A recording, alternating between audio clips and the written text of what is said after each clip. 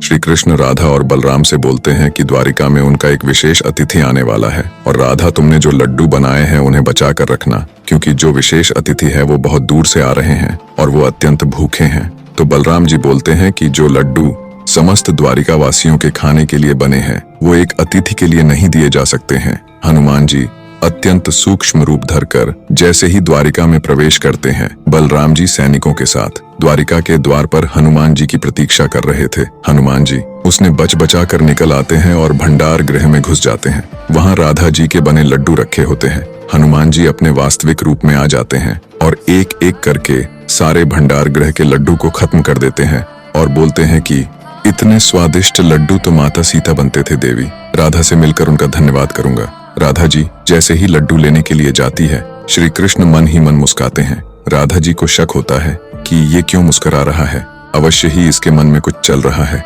हनुमान जी को इतने लड्डू खाने के बाद निद्रा आ जाती है और वो वही थाली के नीचे वही सो जाते हैं। तभी राधा जी वहां आती है और खाली थाल देखकर चौंक जाती है, क्योंकि उनके बनाए सारे लड्डू हनुमान जी खा चुके थे।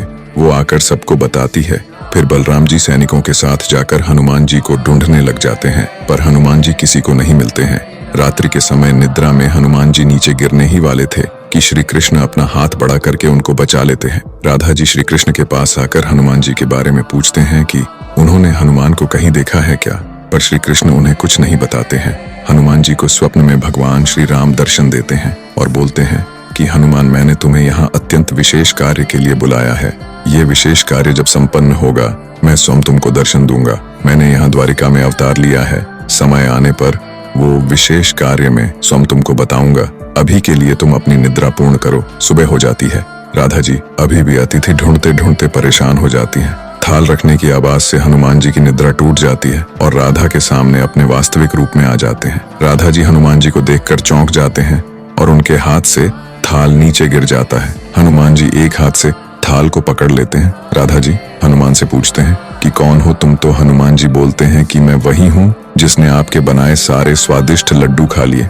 मैं जो भी हूँ देवी, राधा सर्वप्रथम आपका ऋणी हूँ। ये लड्डू खाने के बाद मुझे मेरी माता का स्मरण हो आया, इसलिए मैं आपके चरण स्पर्श करके आपका आशीष लेना चाहता हूँ। जैसे ही हनुमान जी राधा के चरण छूने को झुकते हैं, राधा जी डर कर वहां से भाग जाती हैं।